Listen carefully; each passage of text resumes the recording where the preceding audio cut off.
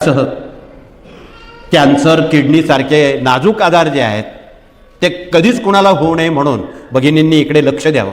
बाजारात आवळे मिळतात, बाजारातून एक 25 किंवा 100 आवळे आणून ते मीठ पाण्यात उकळून घ्यावेत. उकडल्यानंतर त्याला 5-5 लवंगा टोचाव्यात आणि काचेच्या भरणीत मधात किंवा साखरेच्या पाकात, जर मध चांगला मिळाला नाही तर साखरेच्या पाकात टाका, पण मध हे औषधी त्याचा खूप चांगला अनुभव येतो म्हणून शक्यतो मधाचा विचार करावा. त्या मधात टाकून द्यावेत आणि 40 दिवसानंतर मुरल्यावर रोज अन्नाच्या पोटी जर एक आवळा आपण प्राशन केला, आयुष्यात किडनी कॅन्सरचं कुठलेही आजार होणार नाहीत. हे डिक्लेअर करून टाकतो. हा चॅलेंजिंगचा विषय आहे. हे तुम्ही उद्यापासून आचरणात जर आणलं, तुम्हाला डॉक्टरकडे जाण्याची वेळ कमीत कमी येईल आणि त्या आजाराला तोड द्यायला आपल्याजवळ आवळ्यासारखा दवा जगात नाही. असे खूप औषधं आपल्या घरगुती आयुर्वेदामध्ये दिलेले आहेत. मनुष्य जन्माला आल्यावर 3 आजार त्याचे पाठलाग करतात: वात, कफ, पित्त. यावर अजून हुकमी कोणी सांगत नाही. ॲलोपॅथिक गोळ्या किंवा अन्य क्रिया करायला होतात, ते तात्पुरतं बरं वाटतं, पुन्हा दुसरे आजार उद्भवतात. यावर कायमची मात करण्यात एक दवा लिहून दिलेला आहे, तो आम्ही आता फाड्यावर लिहून देणार आहोत. तो आयुर्वेदिक दुकानात मिळतात. 14 सागरगोटे, 14 मायफळं, 14 लसणाच्या पाकळ्या, ओवा पावतोळा, पावग्रॅम, हे सारे कुटून भाजून त्याच्या लिंबाच्या रसात गोळ्या बनवून सकाळ संध्याकाळ जर ती हरभऱ्याच्या मापाची गोळी आपण खाल्ली, कफ, वात आणि पित्त याचा कुठलाही लवलेश राहत नाही. ती औषधं आणा, त्याप्रमाणे घरच्या घरी ते तयार करा. ते आयुर्वेदिक औषधं आहेत, त्यांनी नुकसान काहीच होणार नाही, होईल तर फायदाच होईल. पण हे वय वर्ष 1 ते 100पर्यंत सर्वांना चालणारा दवा आहे. म्हणून कृपया आपण ही सारी दवा आम्ही हळूहळू आपणापर्यंत पोचवण्याला प्रयत्नशील आहोत. आपणाला आवडलं तर आपण घ्या, सक्ती नाही. परंतु आपलं आरोग्य अबाधित राहावं, निरोगी राहावं हे प्रत्येकाला वाटतं. आपला पंचप्राण डॉक्टरांच्या ताब्यात देऊ नये. ही आपण जर दखल घेतली आणि निरोगी राहिलात, तुम्हाला डॉक्टरकडे जाण्याची जरूर नाही. म्हणून अत्यंत साध्या, सोप्या आणि अतिप्रभावी असा आपला आयुर्वेद हा ग्रंथ आहे.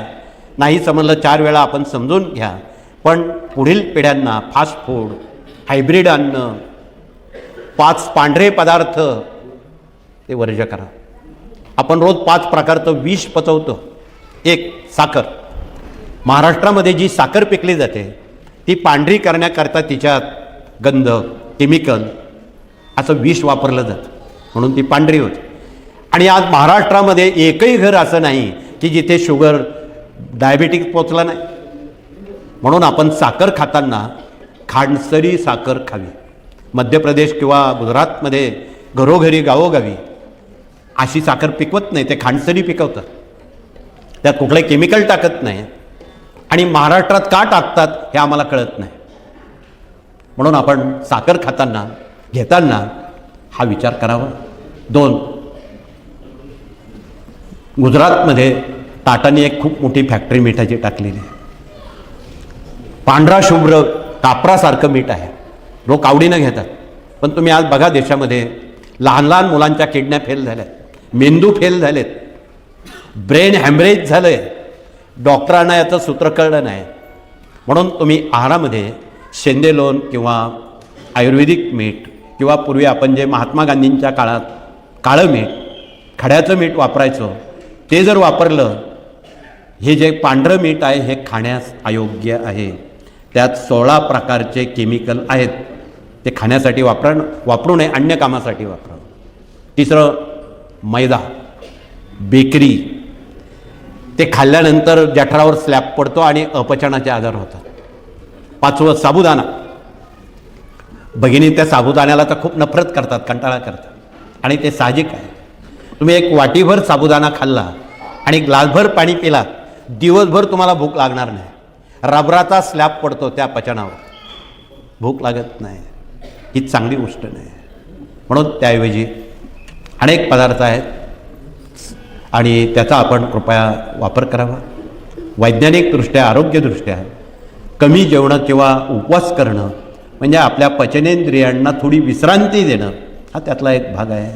म्हणून वरईची भगर आहे, तुमचे अनेक तत्सम पदार्थ आहेत, फळं आहेत, त्याचा कृपया राजगिरा आहे, शिंगाडा आहे. शिंगाडा हे पीकसुद्धा उपवासाला चालतं, त्याच्या पोळ्यासुद्धा करता येतात, त्याचे अनेक प्रकार करता येतात. म्हणून आपण ते जर वापरले तर ते प्रकृतीला त्रास देणारे नाहीत. हलका अन्न आपण उपोषणाच्या दिवशी सेवन करावं हा त्यामागचा या कार्याचा उद्देश आहे. म्हणून आरोग्य विभागातून आपणाला खूप काही शिकता येईल आणि आपलं आरोग्य अबाधित राहील. ॲसिडिटीसारखे आजार आहेत. रात्री जर चांगलं गाईचं दूध अर्धा कप थंड करून 1 चमचा त्यात गाईचं तूप टाकून प्राशन केलं, थोडी 2-3 दाणे साखर टाकली, ते घेतल्याबरोबर सकाळपर्यंत ॲसिडिटी जाते आणि झोपही चांगली लागते. पण दूध मात्र गाईचंच असावं, भेसळयुक्त नसावं, अन्य दूध नसावं, ते गावठी गाईचंच पाहिजे. ही जर्सी गाईचं दूध चालत नाही. या जर्सी गाईमुळं ती जागा असाध्य आजारांनी घेतलेली आहे. खरं बोललं तर सकाळीला राग येईल. म्हणून आपण देशी गाई पाळणं आणि कृषी संस्कृतीमधून आपण सेंद्रिय शेतीचं शुद्ध आपल्याला आपलं आरोग्य टिकवायचं असेल तर सेंद्रिय शेती हा त्यातला एक महत्त्वाचा दुवा आहे. म्हणून आमच्या सर्व शेतकऱ्यांनी 1 गुंठाभर जमीन सेंद्रिय शेती करून बघा, अनुभव घ्या, मग पुढचं ठरवा. हाही